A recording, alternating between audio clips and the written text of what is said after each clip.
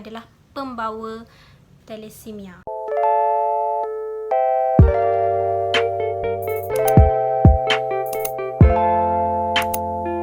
Hai, Assalamualaikum and welcome back to my YouTube channel. Okay, untuk video kali ni aku akan cerita pasal fakta. Dan fakta tu ada kena-mengena dengan aku. Okay, kejap, katal. Aku tengah panas, satu lagi sebab aku kena tutup kipas nanti bising. Okay, so pernah dengar tak apa itu thalassemia? Thalassemia bukannya telegram, telenovela, telepati apa benda tu, bukan. Ini thalassemia, ya. Thalassemia iaitu penyakit, okey, penyakit genetik sel darah merah. Kalau sebut penyakit genetik, dia bermakna penyakit keturunan. Okey, keturunan tu maksudnya daripada mak ayah lah contohnya. Okey, contoh mak ayah ni ada penghidap ataupun pembawa. Beza penghidap dan pembawa. Okay. And then anak-anak berkemungkinan akan ada kena mengena dengan thalassemia ini. Oh, macam saudara mara pula kan. Okay, so aku cerita dulu sel darah merah macam mana. Sel darah merah dalam badan kita ni tak normal. Mungkin kadar sel darah merah dalam badan kita ni kadar dia rendah. Rendah. Aku dapat. Sorry sebab aku baru study.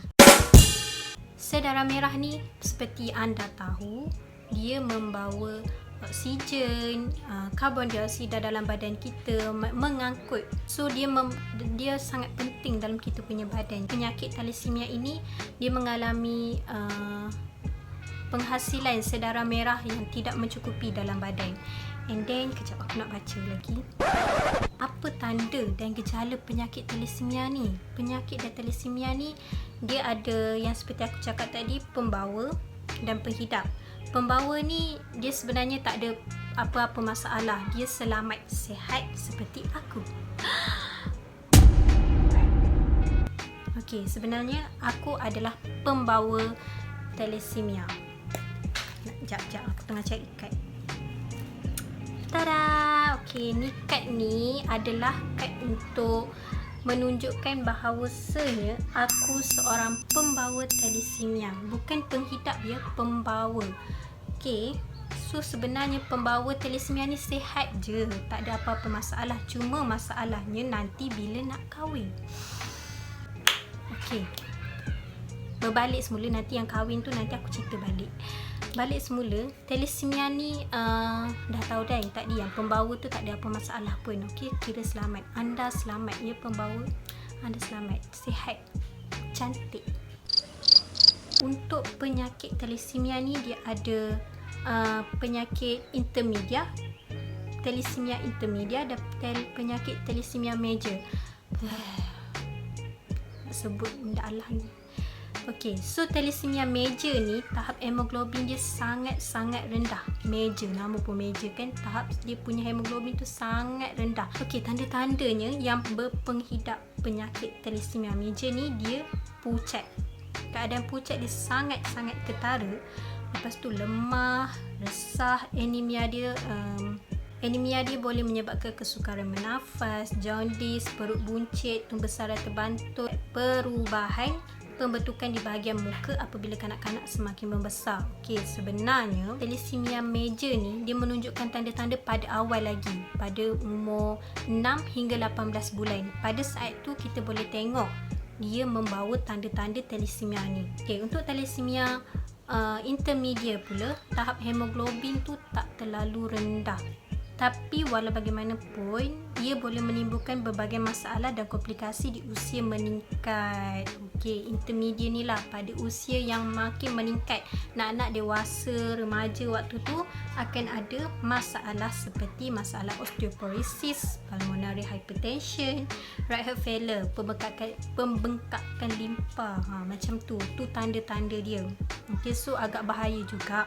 Tapi dia menunjukkan tanda-tanda yang lambat lah. Waktu umur dah dewasa, remaja baru kita dapat tahu thalassemia intermedia ni. Okay, so bolehkah pesakit thalassemia ini sembuh?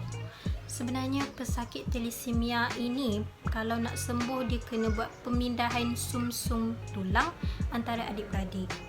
Okay, so macam sebenarnya ada aku tengok video tu, masalah penyakit thalassemia ni dia agak orang kata kronik jugalah. Kalau tengok nak baby, dia terpaksa hidup dengan alat bantuan, atau sampai satu tahap tu baby tu tak dapat nak membesar dan akhirnya meninggal. So korang tak boleh buat main-main. Nak yang pembawa ni, okay? Pembawa ni anda perlu mencari jodoh yang bukan pembawa thalassemia. Apa yang korang kena buat adalah kena cek darah.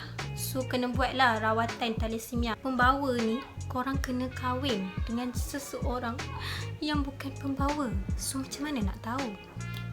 Caranya, sebelum korang kahwin, sebelum korang kenal couple sampai 5-6 tahun, korang tanya dulu soalan pertama, anda pembawa thalassemia ke tidak? Kalau tidak, anda boleh hidup bahagia. Apa tahu, yang pembawa thalassemia dengan pembawa thalassemia yang berkahwin ni, berkemungkinan anak dia akan mendapat anak yang berpenyakit thalassemia. So sebenarnya untuk buat rawatan thalassemia ni, korang boleh pergi mana-mana hospital lah untuk buat rawatan. Mungkin rawatan tu adalah pihak hospital akan membuat rawatan khusus yang berkaitan dengan darah, penyakit berkaitan dengan darah. Okey, hematologi, macam itulah. Nak tahu korang ni pembawa atau bukan, korang boleh buat saringan ujian thalassemia ni dekat mana-mana klinik kesihatan. Aku hari tu buat ujian ni waktu form tahun 2012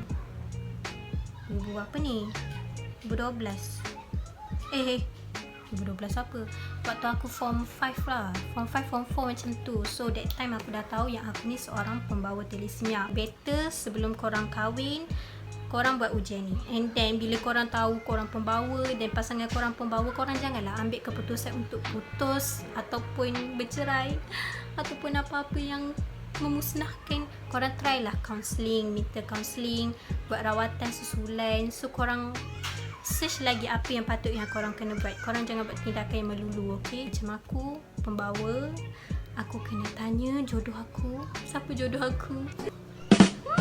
Wahai jodoh, anda pembawa ke bukan? So korang kena check, okey? Kena check yang korang ni pembawa ataupun bukan. Penghidap ni sangat-sangat, orang kata, susah juga. Sebab seperti aku cakap tadi, kemungkinan ada yang tak dapat diselamatkan. Anak lah, naya anakmu, kau tahu tak? Okey, ada baca lagi satu soalan dan dia bagi jawapan. So dia ada sebut pasal ujian prenatal. Prenatal ni mengesan thalassemia untuk tujuan sekiranya kandungan menghidapi penyakit thalassemia atau meja. Contoh seorang ibu mengandung, dia melalui ujian prenatal ni, okay? And then daripada situ kita akan dapat tahu sama ada anak kandungan itu menghidapi penyakit thalassemia ataupun tidak.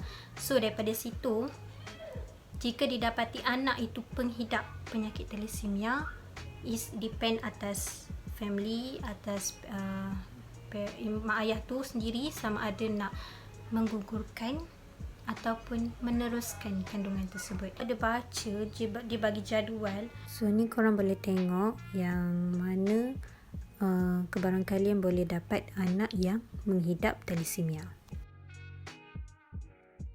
Untuk aku pilih aku punya pasangan hidup, aku kena cari seseorang yang bukan pembawa lah. Dia kena normal. So inilah kat. So bila aku jumpa jodoh aku tunjuk ni dulu kat dia, aku pembawa.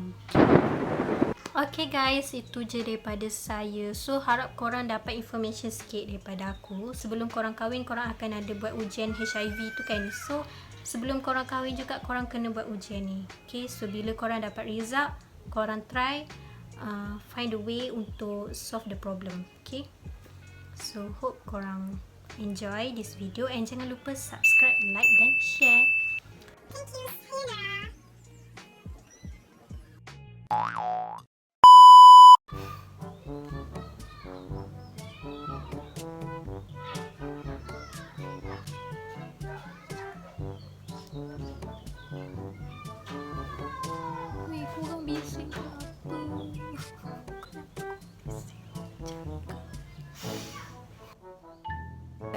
to my channel.